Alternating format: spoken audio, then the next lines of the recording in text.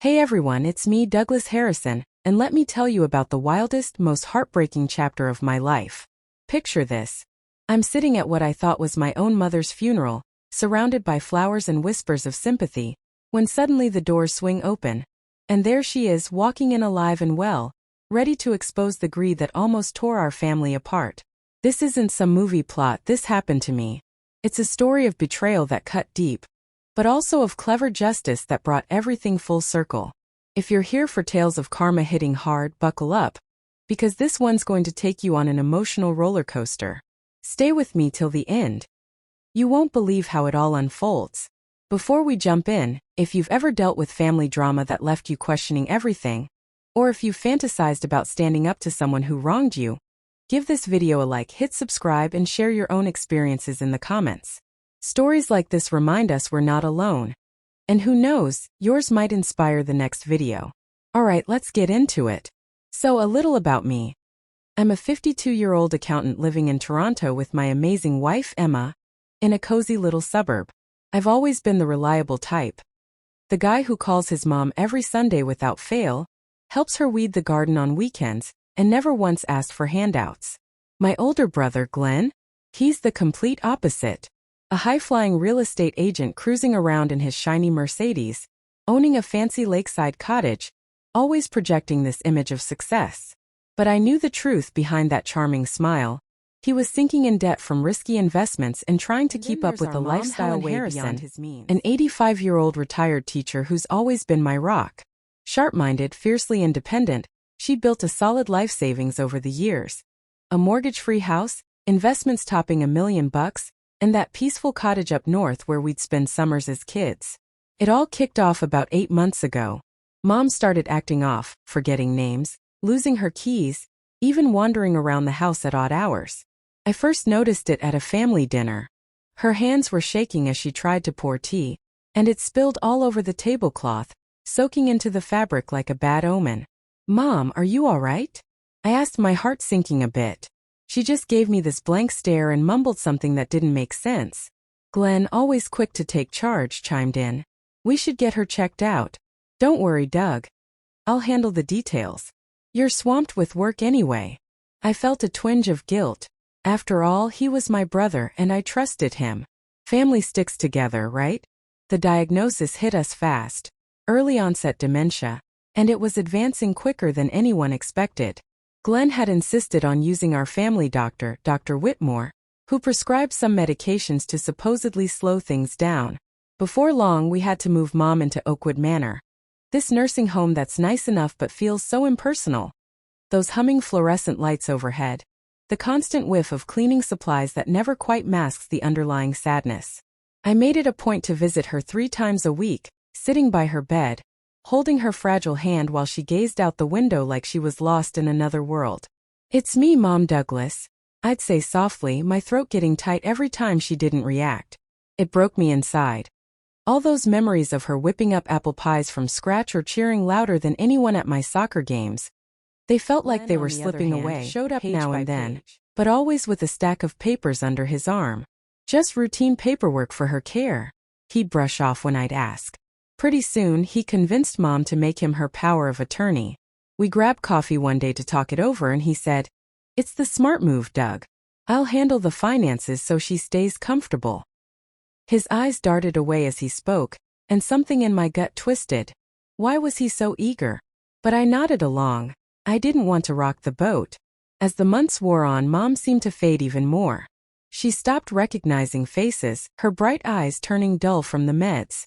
One night, I paced our kitchen floor under that glaring light, venting to Emma. "It feels like I'm losing her all over again. First to this awful disease, and now because Glenn's calling all the shots." Emma pulled me into a hug, but the doubt lingered. That's when I spotted the red flags in the bank statements. I was reviewing a joint account from Dad's old estate, and there they were. Huge withdrawals. 50 grand one day, 100 the next. Adding up to $280,000 vanished into thin air. My blood turned to ice. I stormed over to Glenn's office, the smell of fresh brewed coffee mixing with this heavy sense of unease. "What on earth, Glenn? That's Mom's money." He just leaned back in his fancy chair, smirking like it was no big deal. Chill out, Dougie. It's all for her better room at the home, top shelf meds. You wouldn't get it. You're not the one managing this. My fists balled up under the desk, thoughts spinning wildly. He dismissed me with a wave. Trust me, bro. I've got it under control. The moment that but I knew everything. Was rotten. My phone rang. It was Glenn, his tone all rehearsed and grave. Duh. Mom passed away last night. It was peaceful in her sleep. The phone slipped from my hand, the room spinning as tears stung my eyes. I sped to the nursing home, my heart hammering so hard I could feel it in my ears. But the staff just looked puzzled. Mrs. Harrison? She's okay. She went for a drive with your brother this morning. My confusion boiled into rage. Back home, I rifled through emails and found one from Glenn. Funeral arrangements set for Friday. What kind of twisted game is this? I muttered, sweat trickling down my face. Sleep evaded me that night.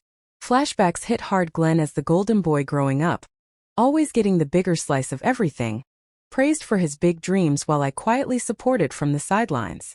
I'd never held a grudge. Until now.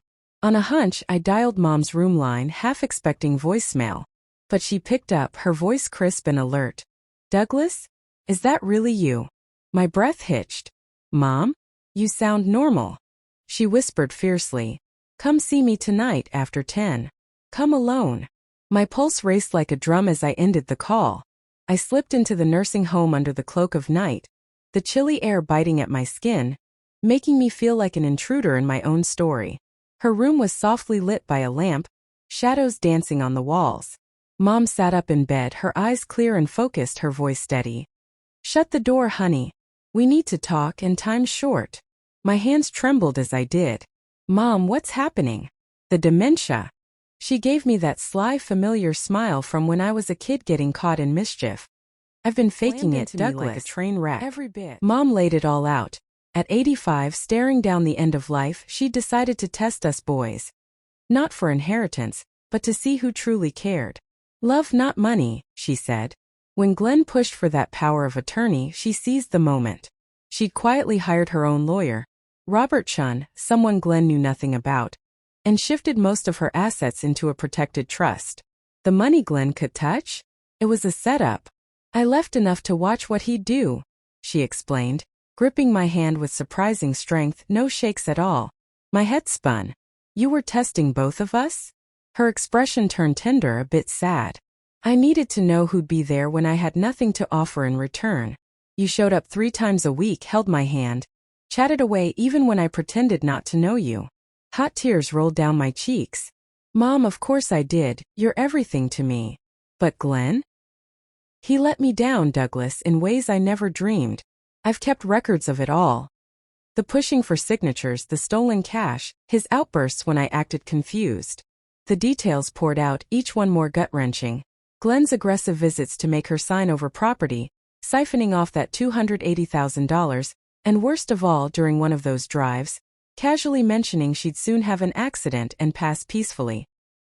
He's got my funeral planned for Friday, she said matter-of-factly. My stomach twisted in knots. We have to call the cops right now. But Mom held firm. Hold on. Robert's been in on this. He's my lawyer too. We've got a solid plan. 2 days were a whirlwind of adrenaline. I worked hand in hand with Robert and looped in the police quietly, making sure we had airtight proof. We hid tiny cameras in Mom's room like buttons on a shirt. The trusted staff at the home were briefed. And Mom? She kept up the act flawlessly whenever Glenn appeared. He visited twice more, growing frantic. First time, he thrust papers at her for the house transfer. She scribbled nonsense, playing bewildered. I could see his jaw clench. Come on, Mom, sign it right? I'm just trying to help you out here. The second visit on Thursday night chilled me to the bone. He showed up with a syringe, claiming it was her regular meds. Later tests revealed it was a huge dose of sedatives. Enough to knock out someone twice her size.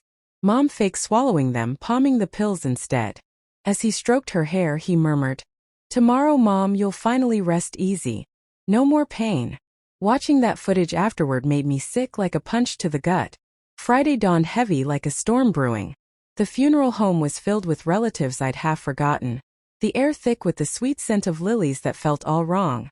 Glenn took the podium for his eulogy, his words oozing fake sincerity. Mom always trusted me the most. She knew I was the responsible one. She wanted me to inherit the house, the cottage, everything to care for the family. My blood simmered, nails biting into my skin. I couldn't take it. I stood up. That's funny, Glenn. So where exactly is Mom's body right now? The room went dead silent, then buzzed with confusion. Glenn's face drained of color, stumbling over words. In walked Mom, steady on her walker, posture proud, gaze laser sharp. The gasps echoed like thunder. Someone let out a sharp cry. She made her way down the aisle, stopping right in front of Glenn. "Hello, my son," she said, her tone clear and unyielding. "I'm very much alive, but any claim you had on my legacy? That's gone." Glenn's mouth flopped open uselessly. "Mom, you're not well. This is all a mix-up." But she cut him off. "No mix-up. I've got recordings of everything, the threats, the stolen money, the attempts to drug me into compliance. You shattered my trust, Glenn." The officers moved in. "Glenn Harrison, you're under arrest for elder abuse, fraud, theft, and more." He panicked, trying to shove past them and bolt for the exit. He got maybe 3 steps before they took him down, the handcuffs snapping shut with a finality that echoed. His kids were in tears. His wife Patricia stood there like a statue, eyes wide with shock. As they hauled him out, he yelled back, "But I'm your son. I deserved that money." Mom watched, her own tears falling, but her voice didn't waver. "You were my son, but you lost that when you valued my savings over my life." That moment was pure release. Seeing Glenn's smug mask crack into utter humiliation, the room shifting from stunned silence to whispers of rightful comeuppance. A wave of vindication washed over me, easing the knot of anger I'd carried for months. Mom stood there, no longer the frail patient, but a force of quiet strength that commanded the room's admiration. In the months that followed, the legal wheels turned. Glenn tried denying it at first, claiming Mom was truly unwell and he was just helping, but the evidence was ironclad. Videos of him pressuring her, audio of his intimidations, bank trails of the theft, even Dr. Whitmore's testimony after he got immunity, admitting Glenn had leaned on him for those risky prescriptions, landing 5 years behind bars, ordered to pay back every cent of the $280,000 plus hefty fines. He lost his real estate license for good. Patricia filed for divorce and got full custody of their kids. They were heartbroken, but Emma and I stepped in, offering stability and love as best we could. Dr. Whitmore? He faced the music too. His medical license revoked for endangering an elderly patient without proper checks. As for Mom, she sold the big house and moved into a sunny condo right near us. No more big upkeep. She wanted simple joys, family dinners twice a week, visits from Emma when she flew in from Vancouver. She even started volunteering at a local center for elder abuse prevention, sharing her experience to educate others on spotting the signs and protecting themselves. We turned the repaid money into something positive. The Helen Harrison Elder Protection Fund. It helps seniors with legal aid against financial exploitation and runs workshops on responsible power of attorney use. It's been incredible seeing how our tough times are now shielding others. One quiet snowy evening about a year later, Mom and I sat on my porch, wrapped in blankets, sipping hot tea as steam curled up into the cold air.